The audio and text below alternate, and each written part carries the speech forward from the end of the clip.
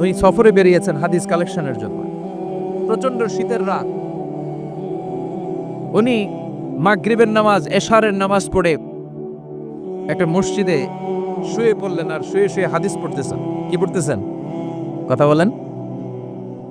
আর মনে মনে ভাবলেন রাতটা মসজিদে কাটায় দেই, ফজরের নামাজ পড়ে আবার বেরোবো। কিন্তু দারোয়ান এসে বলে মসজিদে থাকতে পারবেন না, ওঠেন। দারোয়ান আছে না, কথা কন। আহমদ ইবনে হাম্বল বললেন, আমি শুধু রাতটা থাকতে চাই, আমি তো ফজরেরও মুসল্লি, ফজর নামাজ পড়বো তো এই মসজিদে, আমার থাকতে দাও। দারোয়ান তো দেয় না, কেন? মসজিদে থাকার জায়গা না, যান মিয়া। উনি যে আহমদ ইবনে হাম্বল এটা চিনে নাই, থাকতে দেয় না। কি করবে এখন? উনি কাঁথা গুছিয়ে হাদিসের কিতাব নিয়ে কাদের মধ্যে ব্যাগ নিয়ে মসজিদ থেকে বেরোয় গেলেন। কি আর করবেন, প্রচন্ড শীত, আর কাঁপতেছেন বুড়ো মানুষ। পথিমধ্যে দেখলেন বাজার একজন খাব্বাজ, শাবুন খাব্বাজ, যুবক রুটি বিক্রেতা। সে রুটি বিক্রি করে, চুলার মধ্যে রুটি সেকে। সে যে সালাম দিল, আসসালামু আলাইকুম। যুবক বলে, ওয়ালাইকুম আসসালাম। আহমদ ইবনে হাম্বল বলে, যুবক, আমার যাওয়ার জায়গা নেই, সফরে বেরিয়েছি, খুব শীতে কষ্ট পাচ্ছি, রাতে যদি তোমার এই চুলা থেকে একটু আগুন পোহাই, কোনো সমস্যা? যুবক বলে, না না, সমস্যা না, হালান ও সাহালান, কোর সামনে আসেন, আসি, আপনি আগুন পোহাইলে আমার সমস্যা কি? সুবহানাল্লাহ পড়েন।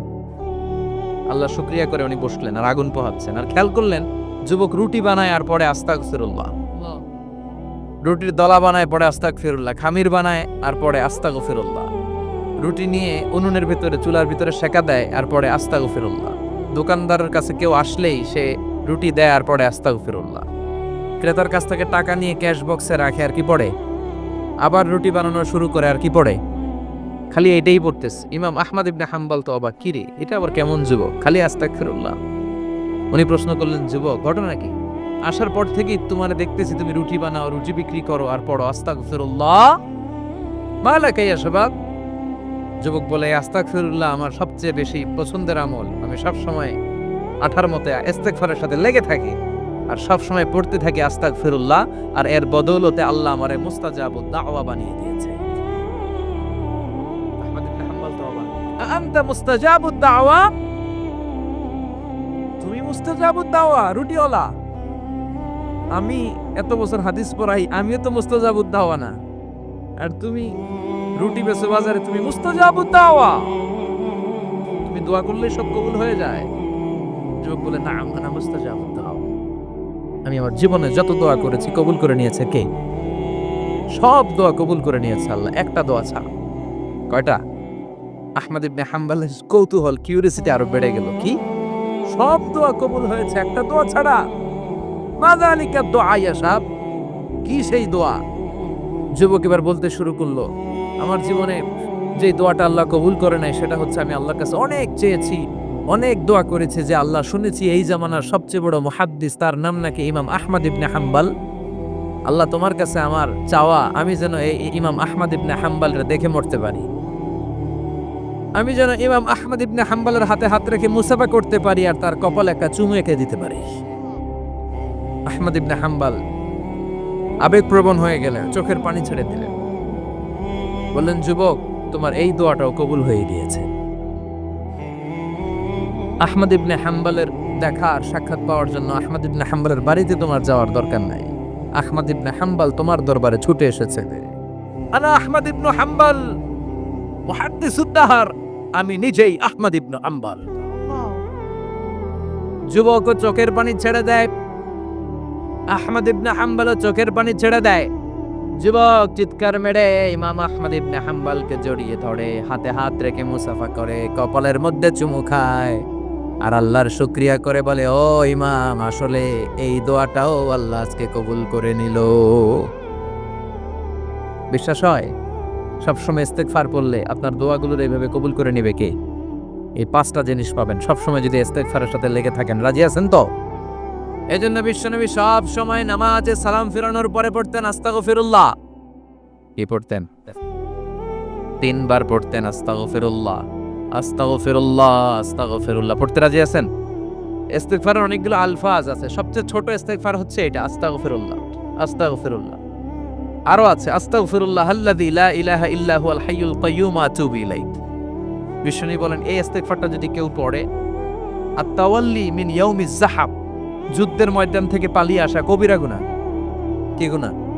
কাফেরদের সাথে যুদ্ধ, আমি তাগড়া যুবক, তলোয়ার নিয়ে নেমেছি, আমার দেহের এক ফোঁটা রক্ত থাকা পর্যন্ত আমি যুদ্ধ চালিয়ে যাব, আমি ফিরে আসতে পারবো না, আইনটা কার? ফিরে আসলে কবিরা গুনাহ। বিশ্বনবী বলেন যুদ্ধের ময়দান থেকে ফিরে এসেছে এরকম কবিরা গুনাহ অবলম্বনকারীও যদি আস্তাগফিরুল্লাহ আল্লাযী লা ইলাহা ইল্লা হুয়াল হাইয়ুল কাইয়্যুম ওয়া আতুবু ইলাইহি পড়ে, ওই কবিরা গুনাহকারীকেও ক্ষমা করে দিবে কে? পড়তে রাজি আছেন তো? আবার সাইয়েদনা আবু বকর বললেন, ইয়া রাসূলুল্লাহ আল্লিমনি দুআআন আদউ বিহি ফি সালাতি, এমন দোয়া আপনি আমারে শিক্ষা দেন যে এই দোয়াটা আমি নামাজে পড়তে পারি। বিশ্বনবী বললেন, পড়ো আল্লাহুম্মা ইন্নী যালামতু নাফসি যুলমান কাসীরান ওয়া লা ইয়াগফিরুয যুনুবা ইল্লা আনতা ফাগফিরলি মাগফিরাতাম মিন ইনদিক ইন্নাকা আনতাল গফুরুর রহিম। সুবহানাল্লাহ পড়েন। এটাও ইস্তেগফার। আমরা এটার বলে দোয়া মাসুরা, সালাম ফেরানোর আগে পড়ি না? যেখানেই ক্ষমা চাওয়ার কথা আছে ওইটারই কি বলে? ইস্তেগফার। আল্লাহুম্মা ইন্নী যালামতু নাফসি, আল্লাহ জুলুম করেছি, যুলমান কাসীরা, অনেক জুলুম, ওয়ালা ইয়াগফিরুয যুনুবা ইল্লা আনতা, তুমি ছাড়া এই গুনাহ ক্ষমা করার তো কেউ নাই। ফাগফিরলি মাগফিরাতাম মিন ইনদিক, তোমার দয়ায় আমারে ক্ষমা করে দাও। ইন্নাকা আনতাল গফুরুর রহিম, তুমি হলা ক্ষমাশীল। ঠিক কি না? এটাও ইস্তেগফার, এটাও পড়বে। আর এই সব ইস্তেগফারের শ্রেষ্ঠ ইস্তেগফারের নাম সাইয়্যিদুল ইস্তেগফার। যত ইস্তেগফার হতে পারে এর মধ্যে সবচেয়ে শ্রেষ্ঠতম ইস্তেগফার নাম কি? কথা কন। বুখারীর বর্ণনা, শাদ্দাদ ইবনে আউস রাদিয়াল্লাহু তাআলা আনহু বর্ণনা করেন, এই সাইয়্যিদুল ইস্তেগফার দিনের বেলা যে পড়বে ওই দিনে মারা গেলে সে জান্নাতি। এই সাইয়্যিদুল ইস্তেগফার রাতের বেলা যে পড়বে ওই রাতে যদি ইন্তেকাল হয় ওই লোকটা জান্নাতি। মুখস্থ আছে না? কার কার মুখস্থ হাত তোলেন?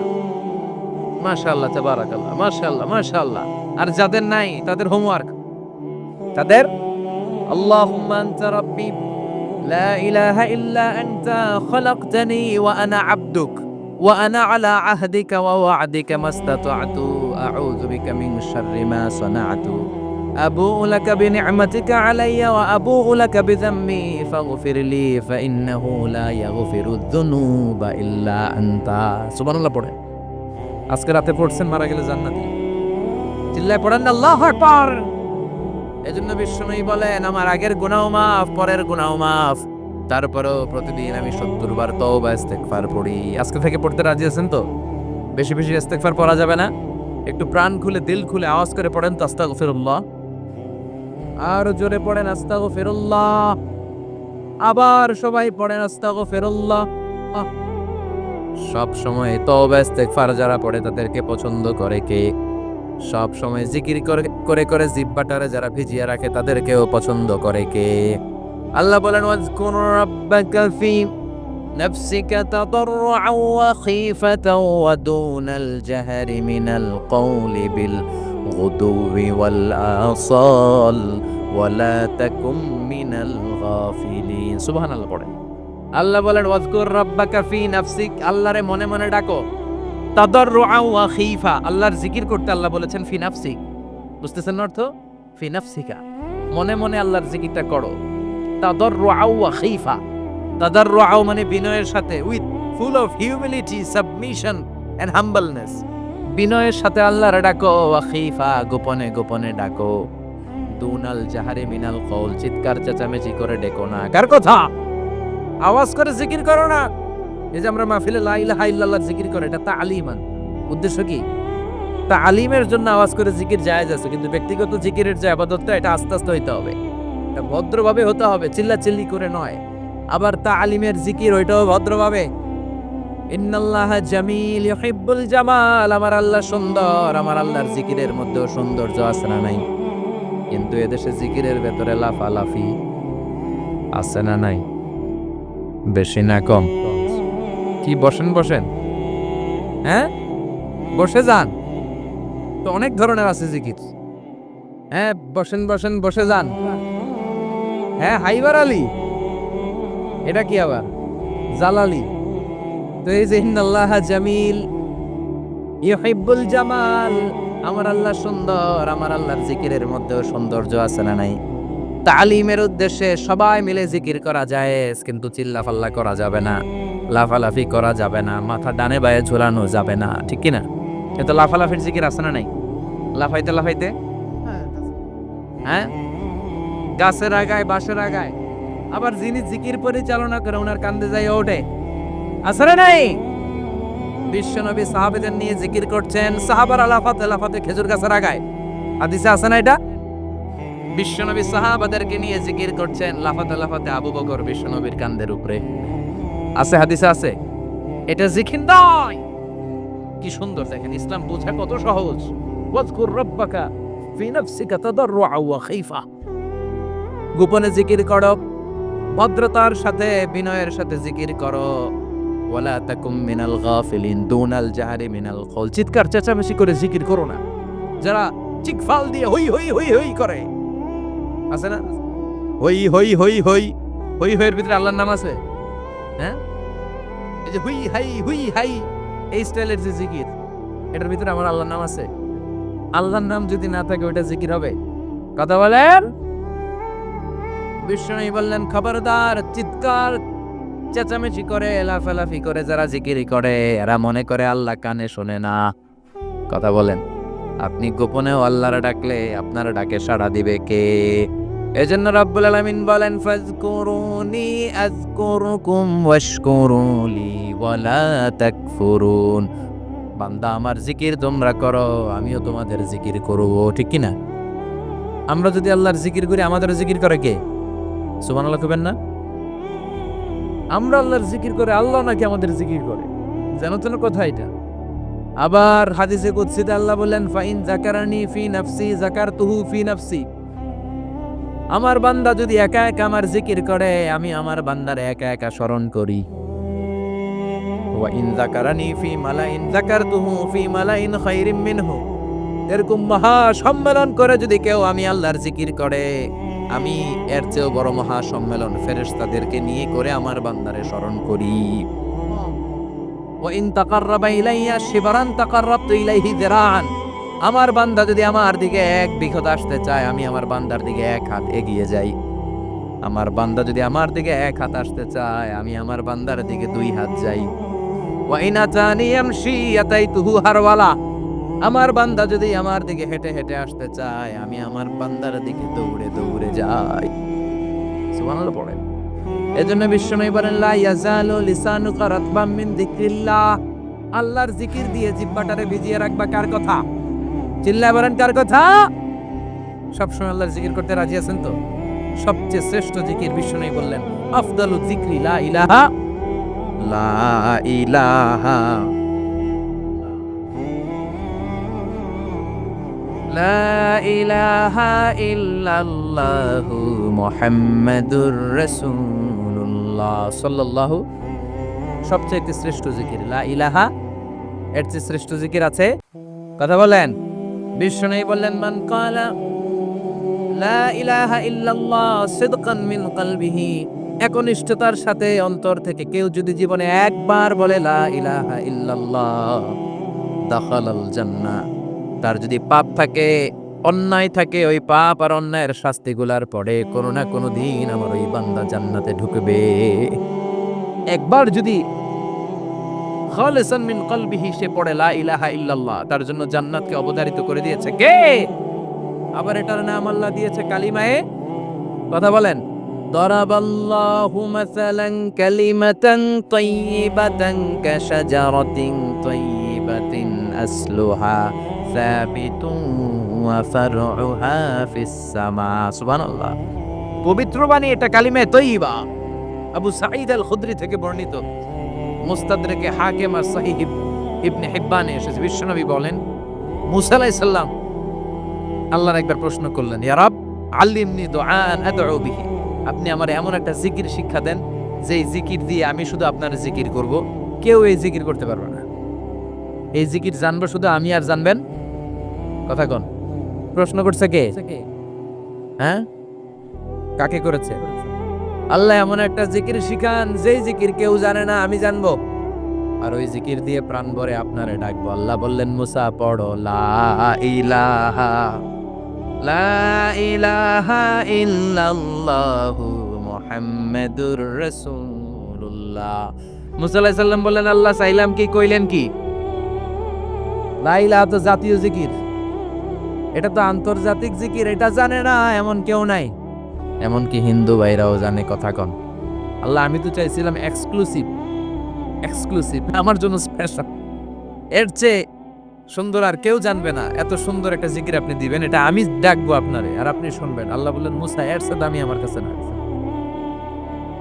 লাউ তাদাউ লা ইলাহা ইল্লাল্লাহ ফি কাফা, লা ইলাহা রে যদি মুসা এক পাল্লায় রেখে দাও, ওয়াস সামাওয়াতু সাবউ ওয়াল আরদিন, সাত আকাশ সাত জমিন যদি আরেক পাল্লায় রেখে দাও, লা ইলাহা এক পাল্লায়, সাত আকাশ সাত জমিন আরেক পাল্লায় ওজন যদি দাও, লা রাজাহাত কাফাতু লা ইলাহা ইল্লাল্লাহ, মুসা দেখবা মুহূর্তের মধ্যে লা ইলাহা ইল্লাল্লাহর পাল্লা ভারী হয়ে গেছে। সাত আকাশ সাত জমিন এক পাল্লায়, শুধু লা ইলাহা ইল্লাল্লাহ এক পাল্লায়, মুহূর্তে লা ইলাহার পাল্লাটারে ভারী করে দিবে কে? এটা বিপ্লবী বাণী। আমরা এটার ভিক্ষার মধ্যে লাগাইছি। এখন ভিক্ষা করার সময় লা ইলাহা আছে না নাই? একটা টাকা দিয়া যান, আমি গরিব ইনসান, আরো সমান। একটা টাকা দিয়া যান, আমি গরিব ইনসান, আছে না নাই? জুমার নামাজের সময় ভিক্ষা করে, একটা টাকা দিয়া যান, লা ইলাহার জিকির লগে আছে না নাই? এটা আমরা ভিক্ষার জিকির বানাইছি। এটা তো বিপ্লবী বাণী। এই বাণীর পক্ষে যারা, তারা ন্যায় আর সত্যের পক্ষে চিল্লায় বলেন ঠিক কিনা? এই বাণীতে যারা বিশ্বাস করে, তারা এক আল্লাহর সামনে মাথা নত করে দেয়। গোটা পৃথিবীর কোন শক্তির সামনে ওই মাথা নত হয় না, ঠিক কিনা? এই লা ইলাহা যারা আমরা মানি, আল্লাহ ছাড়া কারো সামনে মাথা নত করব? কোন শক্তি আমাদের মাথা নত করাতে পারে? এই কালেমার আন্দোলন যারা করে, তারা আল্লাহ ছাড়া পৃথিবীর কাউরে ভয় পায় না। আর তারা চায় কালেমার পতাকা পৃথিবীর মধ্যে যেন পথ করে উড়ে, ঠিক কিনা? বাংলার জমিনে কালেমার পতাকা উড়ুক, আমরা চাই কি চাই না? কোনো একদিন এ দেশের আকাশে কালিমার পতাকা উড়বে, সেদিন সবাই খোদাই বিধান পে দুঃখ বেদনা ভুলবে। কোনো একদিন এ দেশের আকাশে কালিমার পতাকা উড়বে, সেদিন সবাই খোদাই বিধান পে দুঃখ বেদনা ভুলবে। চিৎকার করে বলেন ঠিক কিনা? এই কালেমার সমাজ যদি হয়, ওই সমাজে কেউ লাঞ্ছিত হবে না, ওই সমাজে কোনো নারী নিগৃহীতা হবে না, ওই সমাজের কোনো কাজের মেয়েরা ধর্ষিত হবে না, ওই সমাজে দুর্নীতি থাকবে না, ঘুষ থাকবে না, চাঁদাবাজি থাকবে না, টেন্ডারবাজি থাকবে না। সমাজটারে শান্তি দিয়ে সমৃদ্ধ করে দিবে কে? এজন্য সব সময় জিকির করতে হবে একজনের। চিল্লায় বলেন তিনি কে? শ্রেষ্ঠ জিকির হচ্ছে লা ইলাহা। করতে রাজি আছেন? সব সময় জিকিরটা করতে রাজি আছেন? Every night and every day, every night and every day, never forget to say La ilaha illallah. Never forget to say La ilaha illallah. পড়েন, every night and every day, every night and every day, never forget to say La ilaha illallah. Never forget to say La ilaha illallah. Oh, never forget to say La ilaha illallah. When you're walking down the street, use your time and repeat and say in every heartbeat La ilaha illallah. When you're walking down the street, use your time and repeat and say in every heartbeat La ilaha illallah. Every night and every day, every night and every day, never forget to say La ilaha illallah. চিল্লায় বলেন ঠিক কিনা? দিনে রাতে যে কোনো মুহূর্তে আমাদের জিহ্বার মধ্যে থাকবে কি? কথা বলেন, জিহ্বায় থাকবে কি?